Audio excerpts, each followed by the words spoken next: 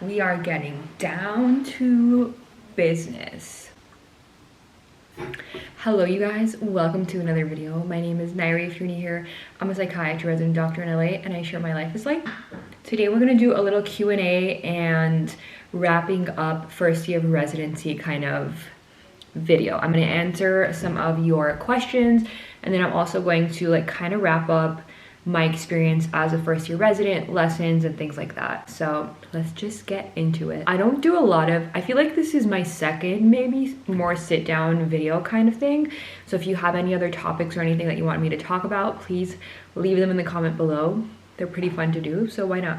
Okay, the first question is about psychiatry as a specialty and whether I would pick another specialty and if I regret picking the specialty. If you guys have watched any of my videos either on YouTube or Instagram or TikTok, you guys would have seen me talk all the time about how much I love this specialty. I feel like I was born to do this job. I'm so passionate about it.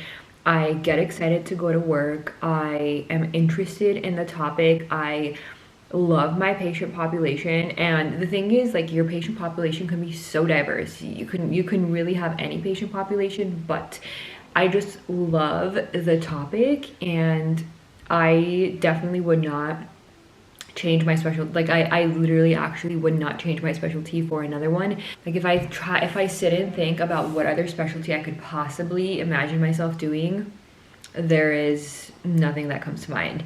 And the second kind of part question to that is whether there was another specialty that I was kind of wishy-washy between this and psychiatry and another specialty. And the answer is I was kind of thinking about family medicine, but not really, mostly just because I was getting input from other people to not do psychiatry because of X, Y, and Z reasons, and mostly just because of the misconceptions of the field of psychiatry, and it's dangerous and things like that. So a lot of people around me told me, oh, hold on. So a lot of people around me were just making comments and saying you should do family medicine instead. I could see you being a good family medicine doctor, this and that. And so I was kind of going between that, mostly just because of all the other input. But then when I sat down and really thought about what I want to do, me, Nayiri, as a person, what I see myself doing for 10, 15, 20, 30 years, it was not family medicine. So the moral of the story is to listen to your gut and don't let other people sway your decision for whatever reason. Next question is getting married in medical school / residency / how do I pursue that sort of life when I'm in a rigorous academic program and professional field. And here's my thing. We got engaged when I was a second year medical student. Second year medical student, and we didn't get married until I graduated med school. Literally a week, I went to med school graduation and a week later we got married. And we did that for a couple of reasons, and the biggest reason is because we both wanted to have an international wedding, and we got married in Armenia. And in med school, you just don't have a long enough break that I would need to have an international wedding. So we were like, you know what, let's just wait until med school is done and then we'll have a wedding, the wedding of our dreams. That being said, I feel like if we had wanted to just get married in the States, then I could have gotten married any other weekend. But also for us, it wasn't a rush because it's not like I was interested in having kids in med school because I was in Michigan and I knew that if I was gonna have kids, I would want to be back home in California near our family. So whether or not we got married in med school or I waited until I graduated was not really a big rush for us. So it kind of just worked out. But two of my closest friends from med school did get married in med school, and it's totally possible. You can totally do it. Now, dating in med school is a very different question. I didn't really experience that because my husband and I have been together since we have been in high school. So I didn't really have to experience the whole getting to know someone, go on a date, this, that, because you're so busy. But it's possible. It's just obviously a lot more difficult. And I would say the most important thing which is the next question, is what do you kind of look for in a partner when you work in healthcare? And for me, the most important thing, I always say this, I've made so many videos about this, is how important it is the partner that you pick. especially like obviously in general, but especially if you are working in healthcare, the schooling is so difficult. The job is so stressful, long hours, 24-hour calls. Like, you want to be with someone who you are excited to come home to, who is going to hype you up, going to support you, not going to put you down. Like, my husband is my biggest hype man. He is just so proud of me. When we go out, I never tell people I'm a resident or, you know, I'm a psychiatrist, whatever. I never bring that up. He's always like, my wife's a doctor. He's just so proud of me, and that is just worth more than literally anything. Being with someone who always encourages you, like, even on social media. He hates social media. He really like does not like it, but he's never once put me down for making videos. He's always encouraging me, saying like, send me the link for your post, let me support. And so for me, being with someone who is going to support you and like who truly is your biggest fan is worth more than anything else that a partner can provide for you. Okay, the next question is babies. Whether I am planning on having a baby in residency. The answer is yes. Hopefully, obviously, God willing, if everything happens. But also, just to kind of jump on that topic, is like, there really never is a perfect time to have a family or grow your family in this entire like training process. There's just never that one week or month that everyone is like, that month is the month that you have a baby, or that month is the month you get married. It's all just a jumble, right? You just kind of have to make it work and figure it out. So yeah, we're just gonna see when it happens, and it happens when it happens. Like, I'm not trying to plan this perfect thing, because one thing I've realized is you can literally not plan anything. Like, you can't plan anything. So you just gotta go with it and make the best out of what life throws at you.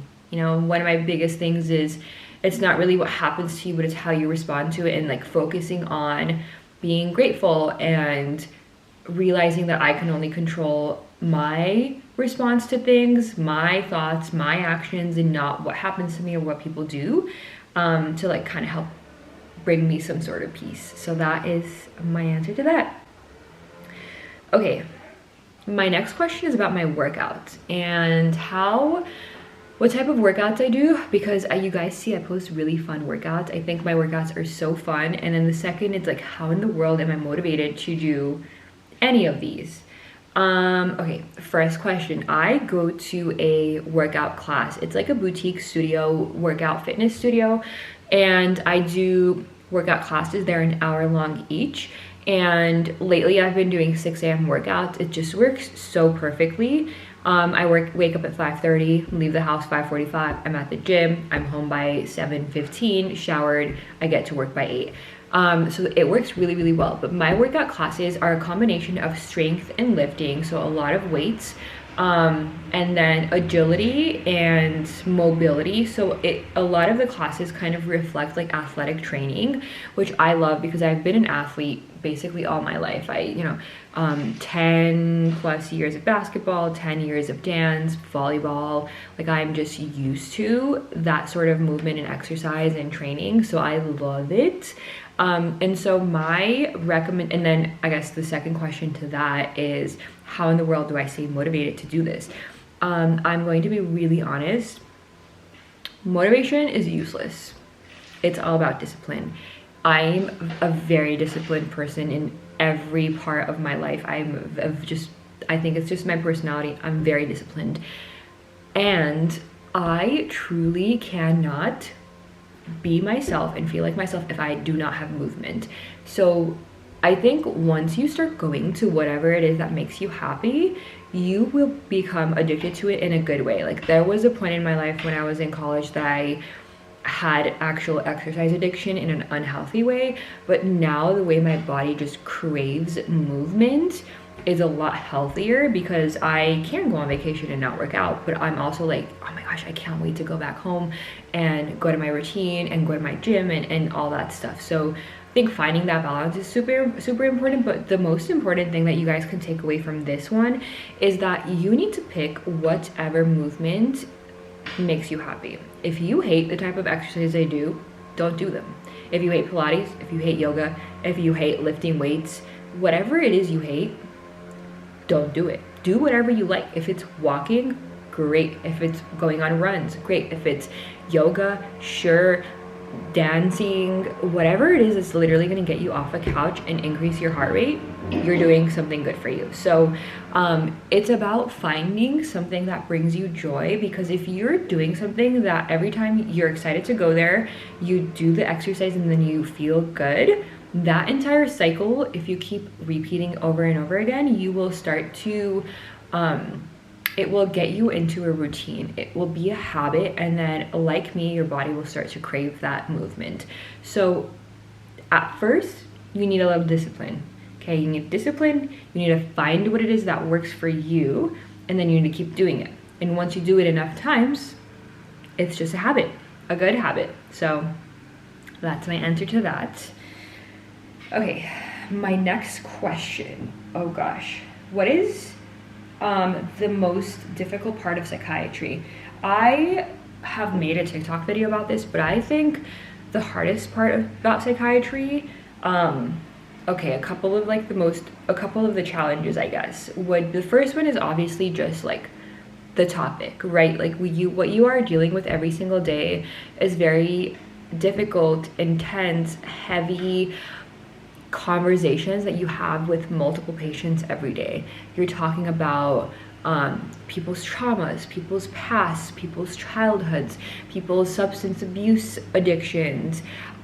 Those are heavy things to talk about with one person, and then think about doing it multiple people a day. So just the weight of the things that you talk about is heavy. And then if you're someone like me who's very empathetic and you bring that home with you, it can get heavy. So I try to be really intentional with not bringing things home with me, but at the end of the day, I'm a human and I don't always do a good job at it. And then my second, I would say, like, challenge in psychiatry would be just the fact that you have to be so good at your mental status examinations, at having deep conversations with your patients to diagnose correctly, because there is no such thing as a CT scan or an MRI scan that will tell you that a patient has schizophrenia or bipolar disorder. That is a clinical diagnosis. And so for me, I put a lot of pressure on myself to be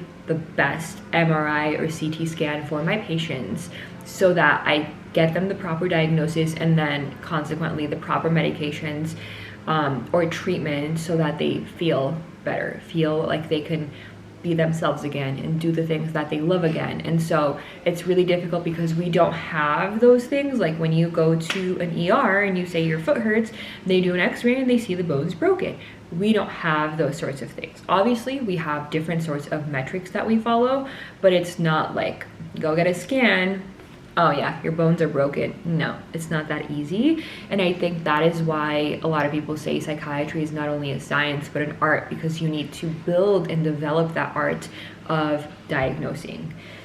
So it's stressful sometimes. Okay, we're gonna end the video with an intern year recap.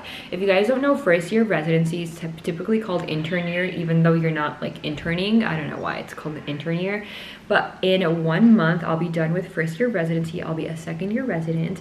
Wild, truly wild. And I'll be chief resident next year, or next academic year. So let's talk about some of the things that I learned as a first year resident. The first one is be humble. Just be humble. You don't know everything. I don't care if you're called doctor, because all of a sudden we graduate medical school and we're called doctor. You don't know everything. You just graduated. Be humble, okay? Say sorry to people around you. Admit when you don't know things, because you don't know everything, okay? And then the most important is be kind, courteous, and appreciative to the other staff members around you, especially the nurses. They are working directly with your patients the entire day. They're the ones who are giving the medications. They're the ones who are doing all of the hands-on things. So be kind to them, appreciate them, respect them, because at the end of the day, you guys are a team. We can't do it with them, they can't do it without us, okay? So we need each other. Let's just make a positive and happy work environment. The next thing is you are constantly going to doubt yourself. If you're someone like me, you are going to be like, I don't know enough. I haven't done this enough times. I am scared. This is big. These are big decisions, and that is okay.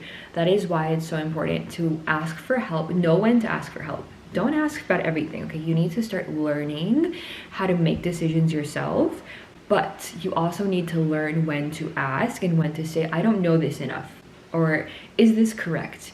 What do you think about this? And so asking your co-residents and your attendings is super important, but also working on building that confidence, because at the end of the day, you're going to graduate residency. You're going to be a solo attending working by yourself. You can't be asking everyone questions all the time. You got to know some stuff by yourself. My last 2 tips are, don't forget to have fun. Don't forget to have fun. The time is going to fly. You've worked your entire life for this moment to be called a doctor, to be practicing whatever you love. This is the moment, okay? Try to focus on the moment. Try to appreciate, try to be happy, try to be excited about the days. I know it sucks in general. 24-hour calls suck. Working long hours are painful, but don't forget to have fun with it. Okay, my gardeners are blowing the air, so give me a sec. Okay, so don't forget to have fun with it. And then lastly, you are more than just a resident. You are more than just your job. You are more than just a student. Don't forget to live your life, okay? If there's one thing you learn from my channel or you see from my channel, it's that you are more than insert X, okay? You are a person who has interests, who has goals, who has hobbies. Do those things. Go to the gym, take care of yourself, take care of your mental health, your physical health, hang out with your friends, hang out with your family. Don't put yourself on the back burner. Your health is something that you should not be gambling with, okay? Mental, physical, emotional, whatever it is, everything. You matter. That's why I end all my videos with you matter just the way you are, because you truly matter just the way you are. And I want you to take care of yourself, because there's only one body, there's only one you, there's no other you on this planet. So that is my little Q&A. If you guys have any other questions, any other topics, any other videos that you guys want me to make, please comment. I don't know if you actually enjoy these. I see you guys watching, but I'd love to hear from you guys. Follow me on all the socials, and don't forget to subscribe. Don't forget to take care of yourself. You matter just the way you are, and I'll see you again very soon in my next video. Bye, guys.